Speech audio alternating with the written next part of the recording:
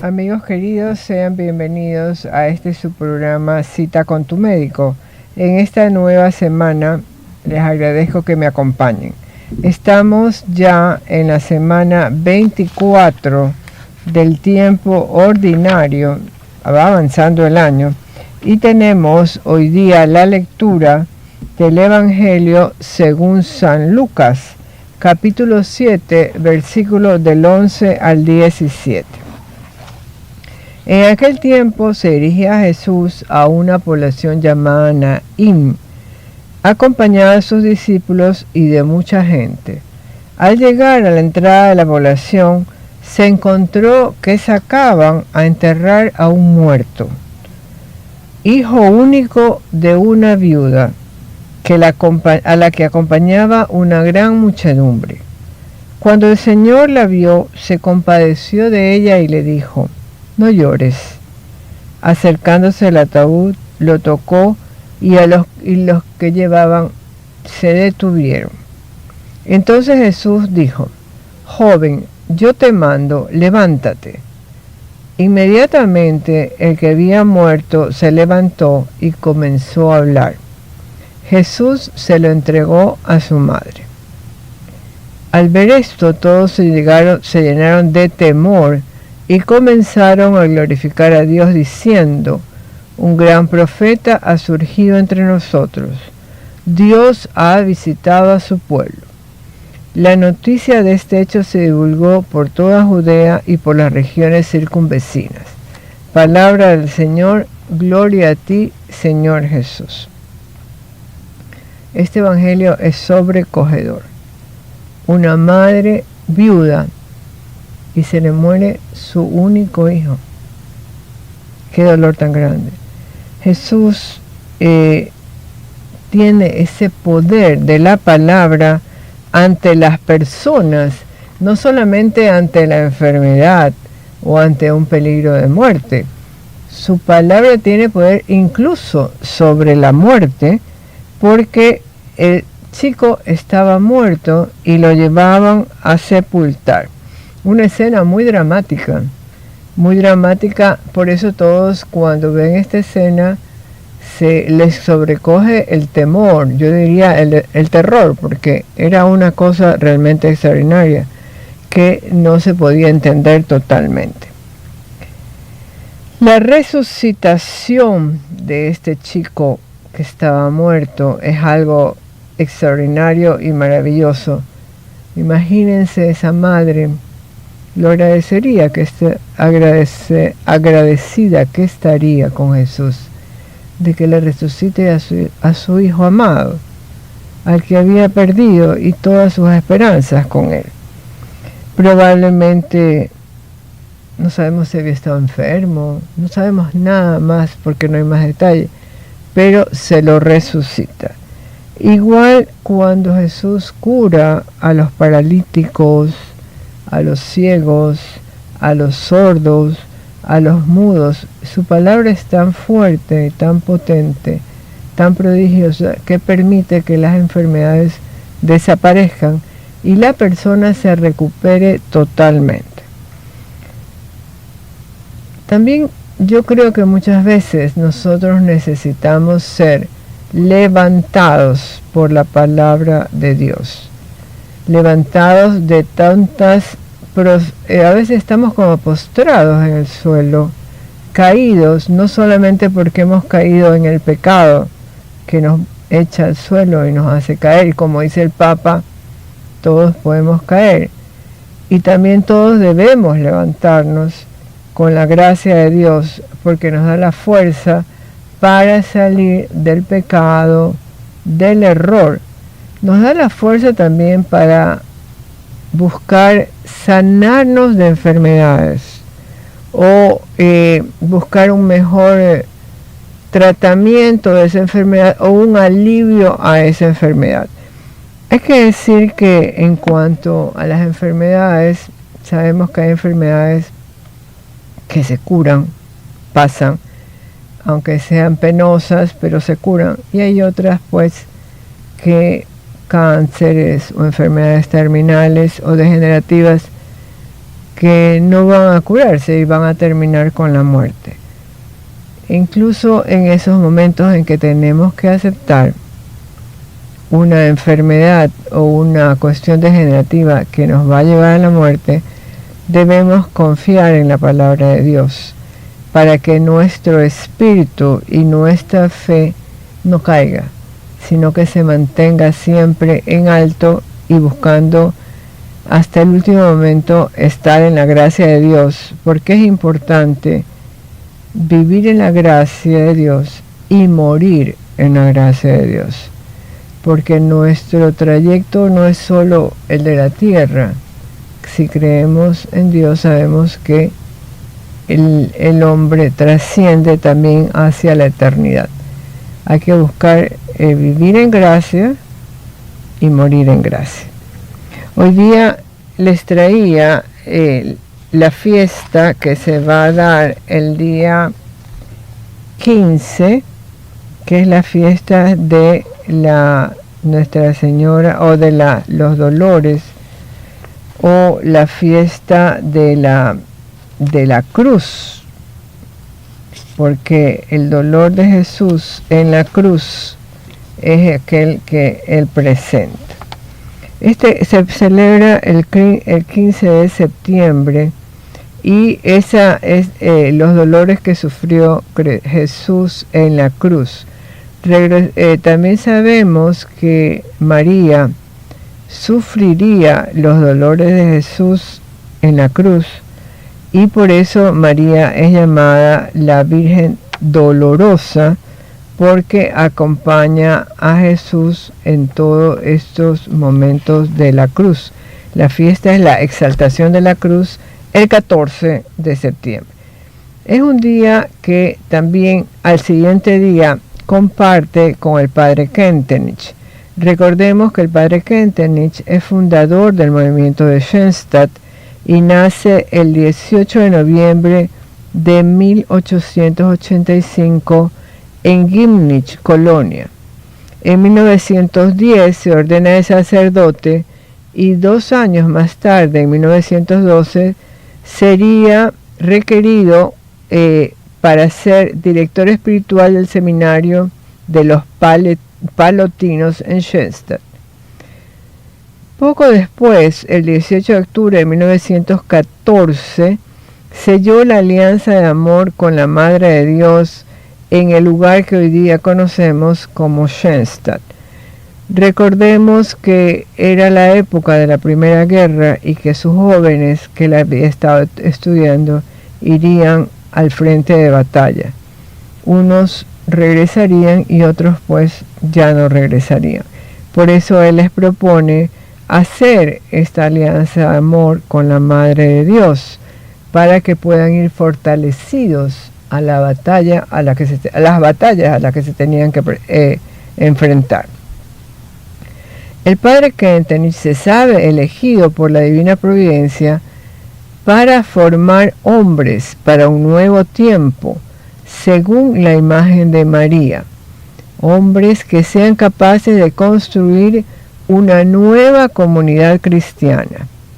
En los años posteriores se podría ver la genialidad del padre Kentenich como educador, dotado de gracias y de talentos especiales, y fundaría pues Schoenstatt y muchas otras fundaciones que están cercanas a esta obra, tanto como de sacerdotes y de laicos. También el padre tendría que superar grandes pruebas y dolores, porque de 1941 a 1945 estuvo preso primero en la cárcel de la Gestapo y luego en el campo de concentración de Dachau. Él sale vivo de Dachau cuando es liberado Dachau y regresa de nuevo a su obra a seguir trabajando. Pero en el año de 1949 a 1965 sería probado por el Santo Oficio y separado de su obra por 14 años, tiempo en el cual él sufriría un destierro en Estados Unidos, en Milwaukee. En este tiempo de destierro y de separación de su obra tan amada, el Padre probó su amor y su fidelidad a la Iglesia. Posteriormente, Pablo VI le da una audiencia y le permite regresar a su obra, y como que reivindica todo lo que él había hecho y lo que había trabajado. Él podría, a partir de este tiempo, trabajar 3 años más con una gran energía, pese a que ya era un hombre mayor, y sería llamado al cielo el día 15 de septiembre de 1968, inmediatamente de haber celebrado la misa en la iglesia que él había logrado construir en esta última etapa. El padre Kentenich amó a la iglesia y nos deja un legado de amor a María y de que nos eduquemos siempre en la fe. Entonces, esta vida del padre Kentenich la podemos nosotros ir aprendiendo, porque es un educador con una producción literaria enorme, que en la medida que uno va aprendiendo, él también va enriqueciéndose en su manera de ser. El 10 de febrero de 1975 se abre el proceso de beatificación del padre Kentenich, y por eso hoy día ya se lo considera un siervo de Dios. Aquí en Guayaquil tenemos la obra de Schoenstatt. Recordemos que existen 2 santuarios, uno en la Juan Tancamarengo, que es el primer santuario, que tiene ya probablemente cerca de 60 años, el Santuario Nacional, y luego hay un segundo santuario en Guayaquil, en Ciudad Celeste, aproximadamente unos 10 o 15 años, un lugar también muy hermoso y que acoge a todas las personas de esta otra parte de la ciudad. En Quito también hay 2 santuarios de Schoenstatt, y o sea que el Ecuador tiene algunos santuarios a los cuales podemos acudir, porque recordemos que el santuario es un sitio de recogimiento y de gracia. Por ser un santuario también nos da gracias especiales si nosotros acudimos y las solicitamos. Son sitios realmente hermosos que llaman al recogimiento, a la paz, a la oración, y que están realmente muy bien atendidos por las hermanas, por los padres de Schoenstatt, y también por muchas personas del movimiento de Schoenstatt, que hacen un gran esfuerzo y un gran trabajo para poder mantener estos sitios abiertos y siempre dando grandes servicios a las personas. Amigos queridos, vamos un ratito a recordar también que esta semana siguiente se celebraría la fiesta del Padre Pío, de Pietrelcina. Su fiesta es el 23 de septiembre.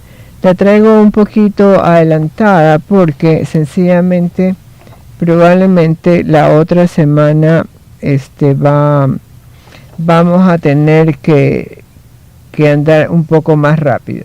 Recordemos que el Padre Pío es heredero espiritual de San Francisco de Asís y es el primer sacerdote después de San Francisco en llevar impresos sobre su cuerpo las señales de la crucifixión. Él tendría estigmas en las manos, en los pies y en el costado, y también sería dotado de particulares carismas porque él dedicó toda su vida y todas sus fuerzas para la salvación de las almas. Él nace en un pequeño pueblo de Benevento el 25 de mayo de 1887, en una familia muy humilde que ya tenía otros hijos. Y desde muy pequeño experimenta el deseo de consagrarse totalmente a Dios. Y este deseo lo hace totalmente diferente de los otros niños, porque dice su madre: no cometió ninguna falta, no hizo caprichos, siempre obedeció a su mamá y a su papá.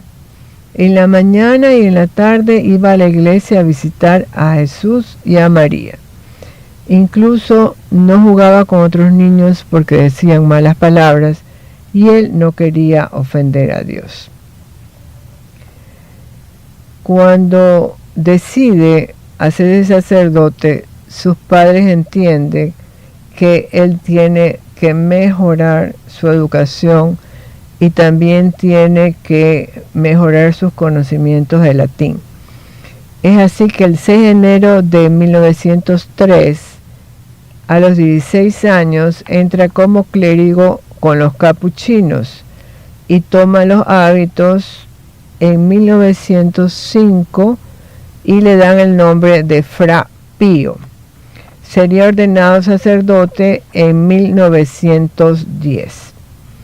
Él tenía una salud frágil y por eso pasaría por varios conventos antes de llegar al convento San Giovanni Rotondo, donde viviría desde 1916 hasta su muerte el 23 de septiembre de 1868.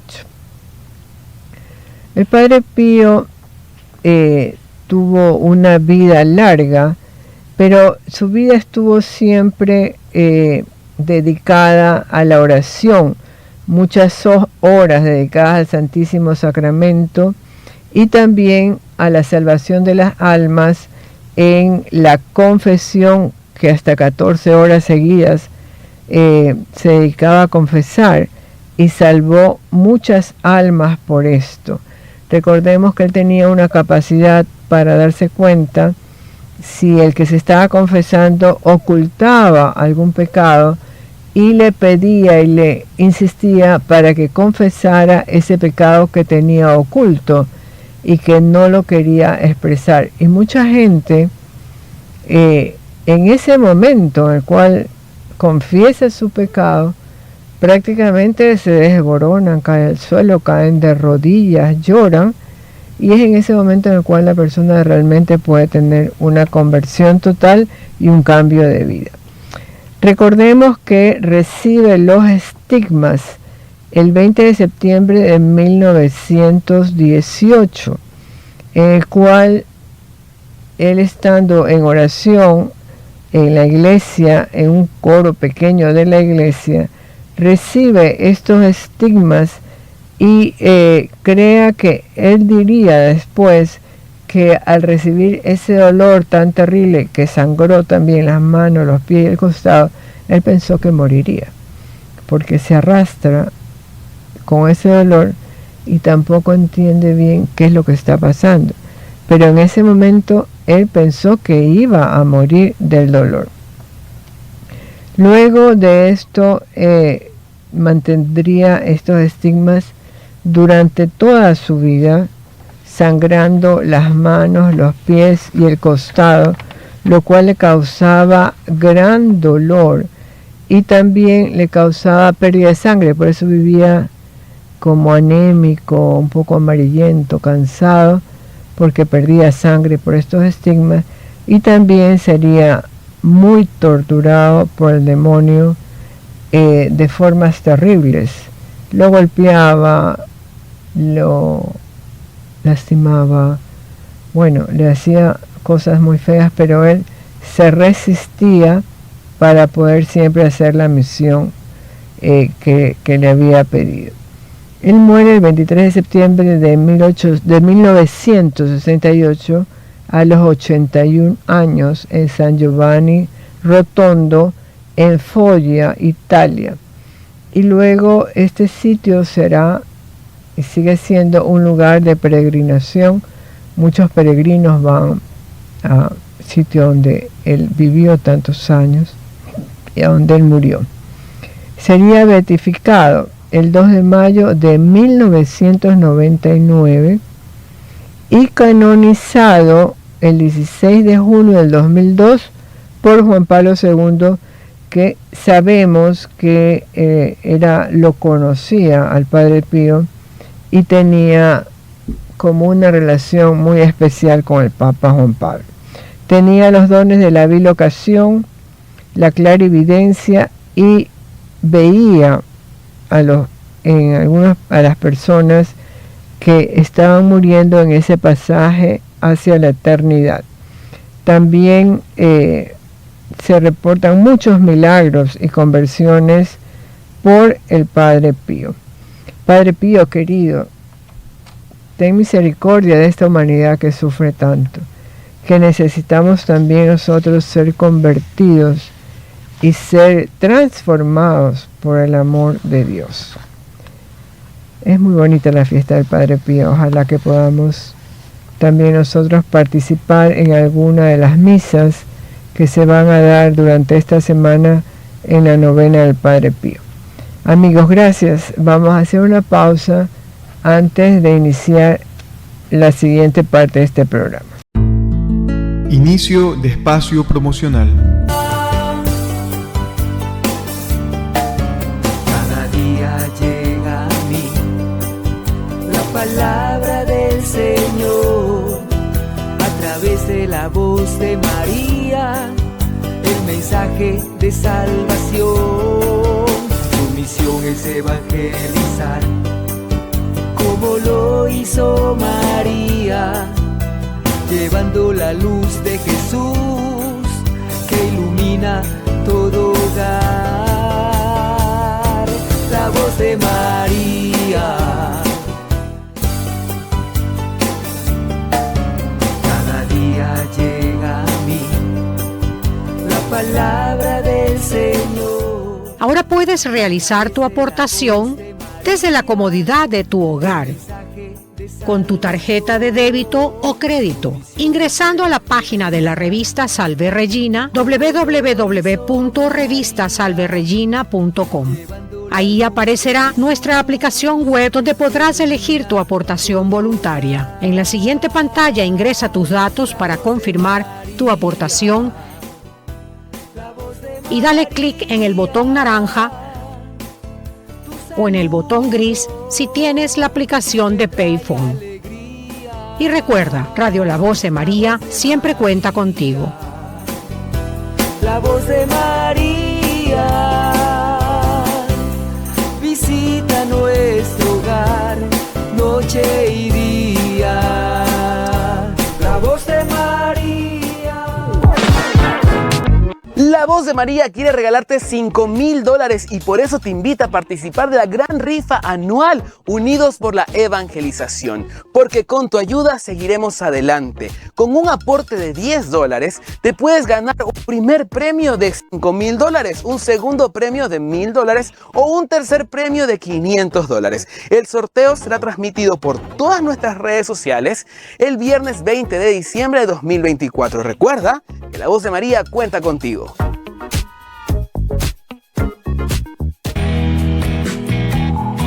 Hola, ¿qué tal? Te saluda el Padre José Luis Vélez López, asesor espiritual de Radio La Voz de María. El amor siempre es creativo y busca la manera de ayudar. Es por esto que te invitamos a ser generoso con esta gran obra de evangelización,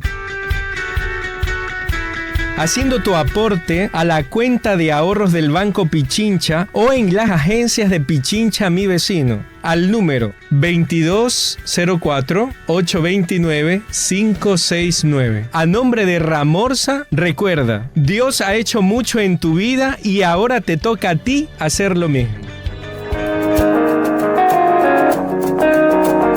Con tu ofrenda ayudas a que sigamos adelante. Soy el Padre Tomás Guerrero. Tu donación puedes hacerla en las siguientes cuentas: Produbanco y o Servipagos. Cuenta corriente a nombre de Ramorza, número 1049161000. Gracias, porque con tu ayuda seguimos evangelizando a través de la voz de María.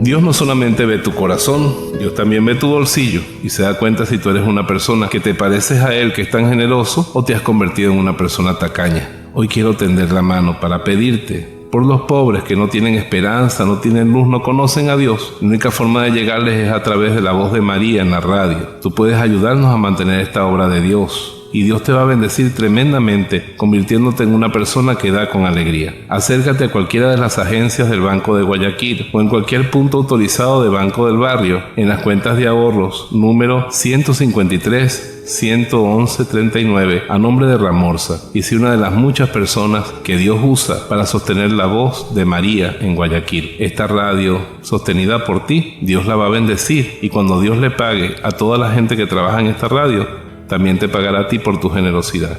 Cuento contigo. Soy Monseñor Roberto Cipos de Venezuela y te bendigo en el nombre del Padre, del Hijo y del Espíritu Santo. Amén.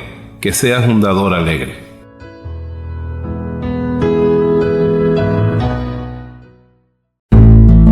Fin de espacio promocional. Gracias, amigos, estamos de regreso. Tengo el tema de la enfermedad renal crónica. La enfermedad renal crónica es un problema realmente de salud a nivel mundial. Es un problema de salud aquí en el Ecuador, porque la cantidad de enfermos renales, o sea, con insuficiencia renal crónica, ha aumentado tremendamente. Los casos son muchísimos, son por miles, y también es una enfermedad que requiere un costo de tratamiento muy alto. Entonces, para los estados se vuelve una enfermedad costosa y al mismo tiempo que aumenta tremendamente cada mes, cada año. Los casos son que aumentan muchísimo. Hay que decir que la enfermedad renal crónica puede prevenirse o puede retrasarse, o sea, la insuficiencia renal crónica puede prevenirse o puede retrasarse si se hace un diagnóstico temprano y un tratamiento oportuno.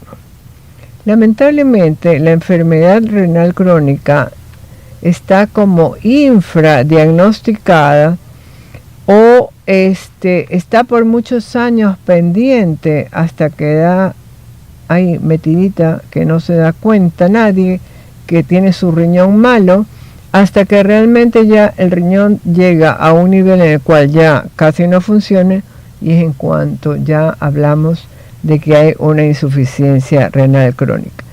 Pero en este tiempo en que no se hizo el diagnóstico oportuno, se pierde oportunidad para que se tomen medidas preventivas que pudieran hacer que el daño renal no avance tan rápido, y lo que se podría presentar en 3 o 4 meses pueda alargarse a 5 o 10 años hasta que se llegara a la diálisis. O sea, si hay una ganancia en ella, porque si hay un daño renal que es progresivo y se hacen exámenes en los cuales se pueden ver la función renal, o se hacen imágenes, o se hace una biopsia, entonces podemos nosotros darnos cuenta si hay un daño que va más rápido o que puede irse ralentizando en el tiempo hasta llegar pues a lo que se llama la insuficiencia renal. También hay un marcador que es importante tenerlo presente en la enfermedad renal, que es la proteinuria. Normalmente en la y también la albuminuria. En la orina generalmente no debe haber ni albúmina, que sería también la proteinuria, ni debería haber la albúmina no debe aparecer normalmente en la orina.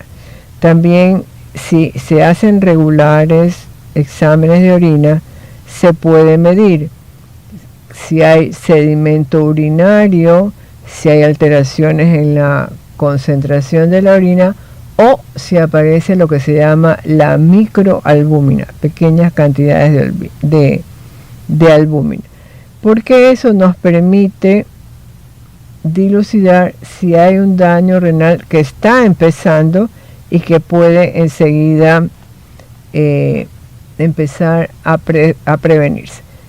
¿Quiénes son los que tienen más daño renal? Por ejemplo, serían las personas que tienen diabetes, sobre todo la diabetes tipo 1, pero también las de tipo 2 que tienen ya muchos años, enfermedades de los glomérulos, la nefroesclerosis por hipertensión arterial mal controlada.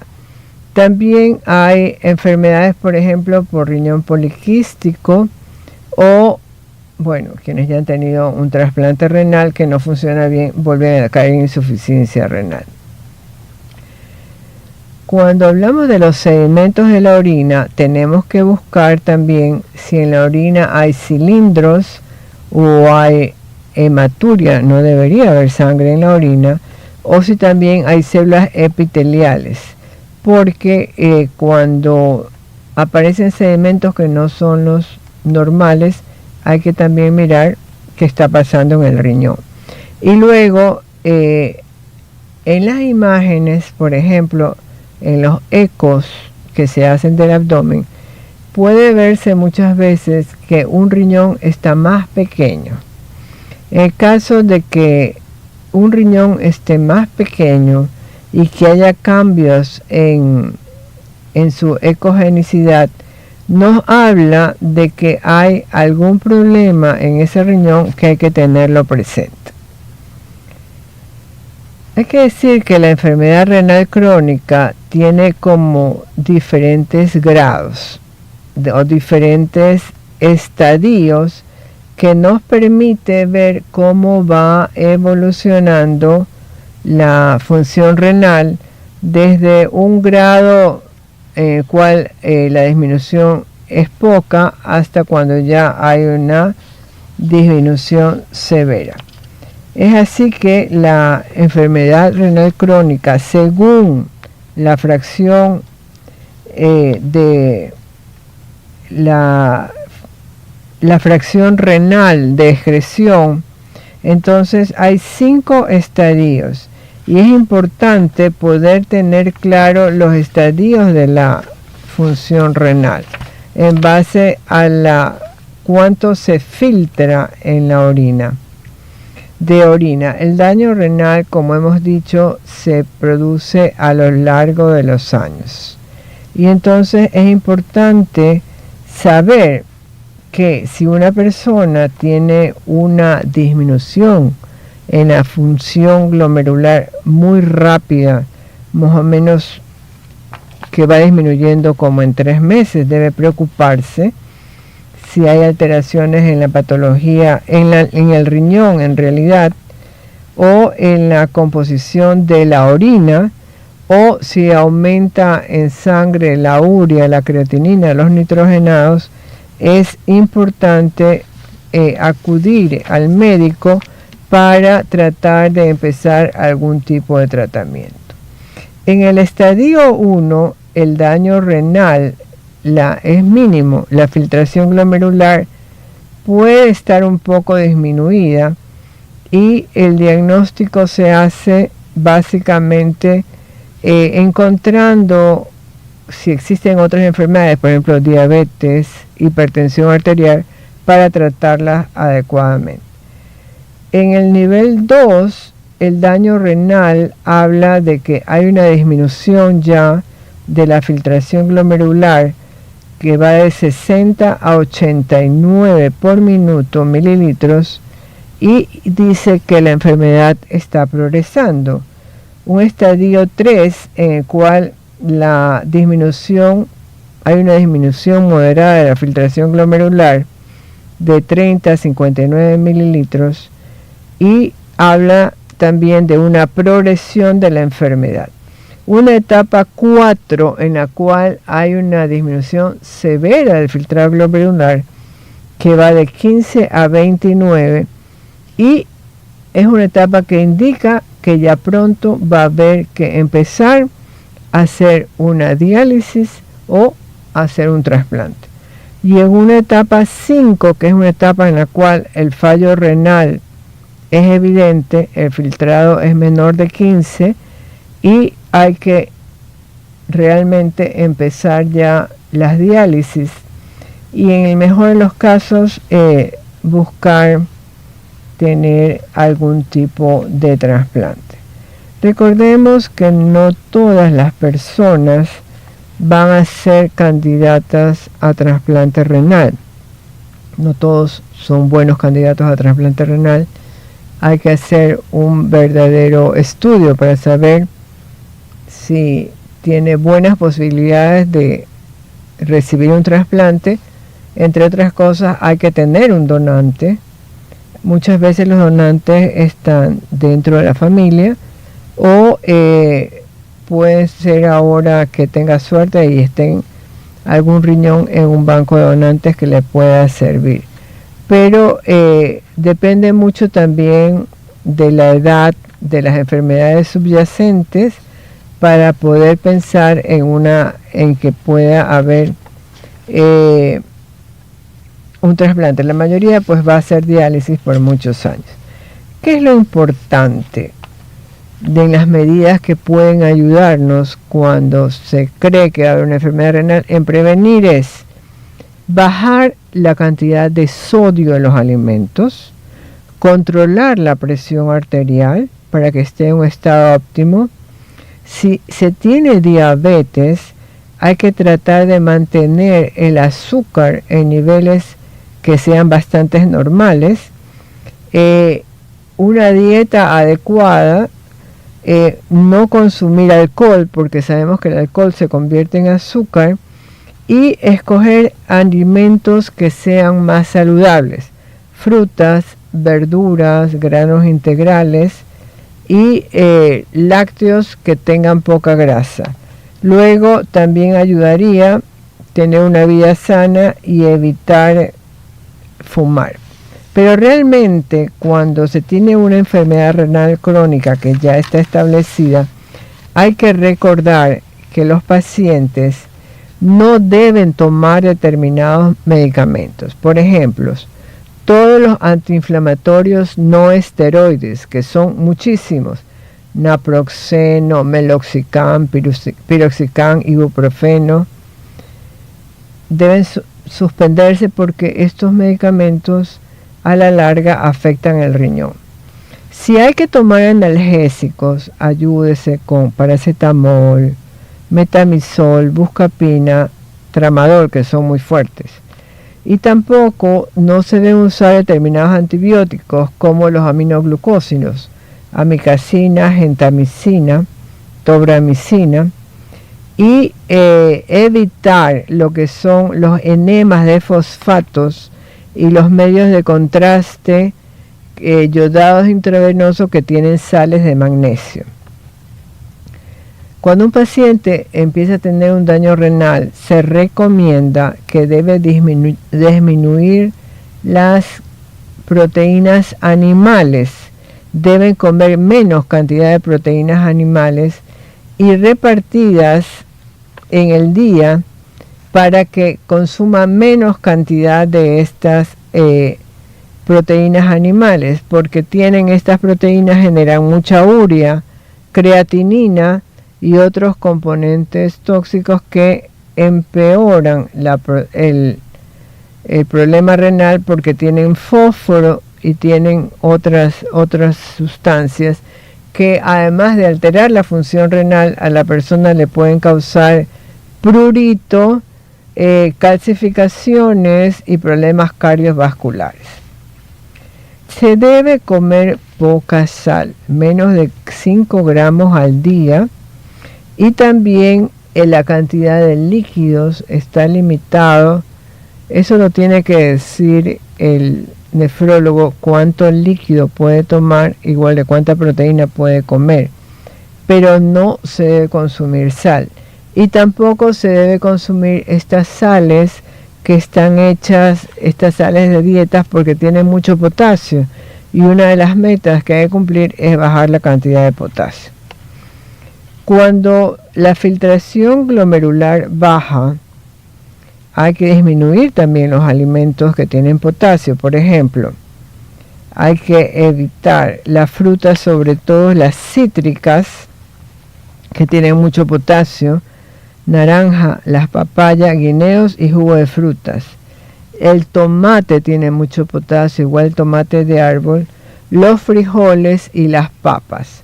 En el caso de las lentejas, frijoles y papas, existe una manera de disminuir el potasio de estos alimentos, que es poniéndolos en remojo previo a la cocción, dejándolos en remojo toda la noche y cambiando las aguas antes de cocerlos. Y cuando se hace la cocción de las lentejas, de los frijoles, de la papa, hay que botar en una primera cocción la cantidad de agua y luego volver a poner otra agua para poderlos cocer.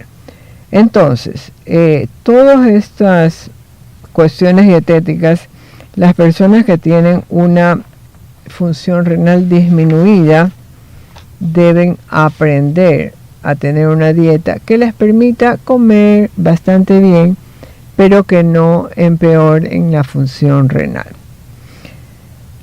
Eso es un poco sobre este tema de la enfermedad renal crónica, que, como hemos dicho, es una enfermedad que aumenta mucho en los casos en el país, que se vuelve muy cara, muy costosa, y que realmente muchas veces, pues tristemente, no tiene una buena atención, porque no hay suficientes recursos para atender a todos los pacientes que ya están en una etapa terminal. Es un tema que les traigo sobre las crisis que se presentan en la edad adulta. A veces creemos que las crisis se presentan nomás en los adolescentes o en la gente que está recién empezando a vivir. Pero la verdad es que en los adultos también se presentan crisis.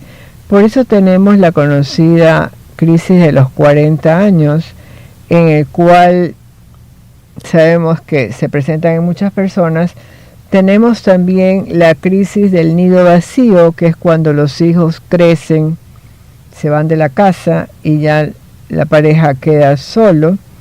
Y luego viene una crisis posterior, que es la crisis de la edad de la jubilación, en la cual diríamos que todos deberíamos estar felices de jubilarnos, y así es. Pero el momento de dejar el trabajo que se ha hecho toda la vida, en el cual se ha puesto todo el esfuerzo, y quedarse en la casa y con la pareja todo el día, generalmente puede traer también otros momentos de crisis. Hablemos primero de esta primera crisis de la edad adulta, que es la crisis de los 40. Es una etapa en la cual el adulto es joven, está trabajando, está quizá en su mejor época de vida, y también en su vida personal. Pero ocurre que muchas personas llegan a los 40 y en ese mismo momento empiezan a decir: uy, ya no estoy tan joven, ¿qué pasa conmigo? Entonces se sienten que ya no están tan joven, y que probablemente está como incómodo en esta etapa, porque empieza a plantearse: ¿qué he hecho con mi vida? ¿Qué he logrado? ¿Quién soy? ¿A dónde voy? Todas estas preguntas, que son razonables hacerlas, para no todos tienen respuestas que les sean satisfactorias. Y entonces puede ocurrir que una persona que siente que está envejeciendo busque empezar a comportarse como un chico de 25 o de 30 años. Entonces se cambia el corte de pelo, o la señora se pinta el pelo, se maquilla, se viste de una manera más voluptuosa, decide que va a ir a fiestas porque ya ha perdido mucho tiempo en su casa, y eso genera una crisis a esta edad. También puede ocurrir que uno de los miembros de la pareja tenga una crisis y el otro no. Entonces ahí se presentan las desavenencias. Puede ocurrir también que una persona a esa edad de la vida se pregunte si lo que hago es trascendente o no. Mi trabajo solamente es para completar lo que se necesita en la casa, o es algo que me es satisfactorio y con lo cual estoy construyendo algo bueno para el futuro. Es una edad en la cual se empiezan a hacer estas preguntas las personas, porque sencillamente ya han pasado otras etapas. Esta crisis de los 40 generalmente puede ocurrir que se la pase, la persona responda un poco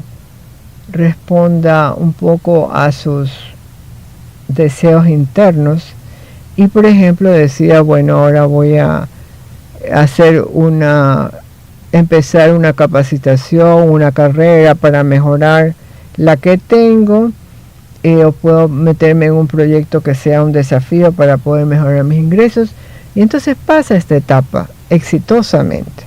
Hay otras personas que, en cambio, al no tener las respuestas que les son satisfactorias, entran en una etapa de depresión que puede ser realmente en algunos momentos un poco difícil. Luego viene, cuando pasa esa etapa, se llega a una etapa que se llama la etapa del nido vacío. Es también una etapa en la cual los padres ya casan a sus hijos y entonces los hijos pues se van a vivir solos, o si no se casan tienen una pareja y se van de la casa, o se van a estudiar en la universidad y entonces la pareja se va quedando más sola. Y como los años anteriores han sido preocuparse de los hijos, llevarlos y traerlos, las horas de la comida, la ropa, y todas las demás cosas, la pareja en un momento ya no tiene qué más hacer y tiene que enfrentarse de ver el uno con el otro. Puede ocurrir que esta etapa sea difícil de pasar en la vida adulta, porque sencillamente a veces ha ocurrido que se dan cuenta de que no hablaban de lo suyo.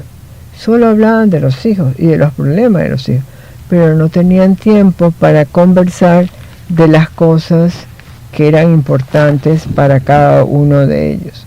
Es por eso que esta etapa también puede ser una etapa conflictiva para la pareja, y entonces llega un momento en que no se sabe cómo comunicarse, o la única manera de comunicarse es peleando, o es diciéndose cosas que son agresivas. Eso sí puede ocurrir, pero podríamos aprovechar y hacer como una visión diferente en la cual se proyecte la familia y decir, bueno, ahora nos podemos ir al cine, ahora podríamos hacer un viaje, ahora podríamos ir a caminar, ahora podríamos reunirnos con los amigos y retomar esas etapas que estaban un poco olvidadas porque todo el día estábamos preocupados del crecimiento de los hijos.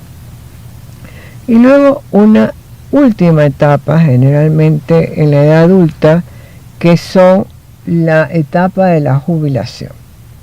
Quienes hemos trabajado muchos años ansiamos jubilarnos, esa es la verdad.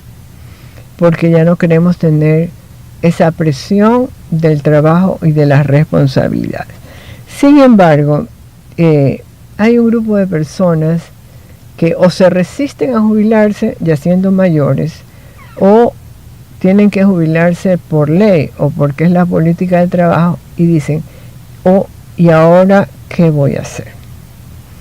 Ocurre mucho, sobre todo en varones que han tenido una vida de mucho trabajo, de mucha intensidad, en la cual pues salían muy temprano y regresaban ya muy tarde en la noche, y se habían desconectado un poco de lo que era lo cotidiano del hogar.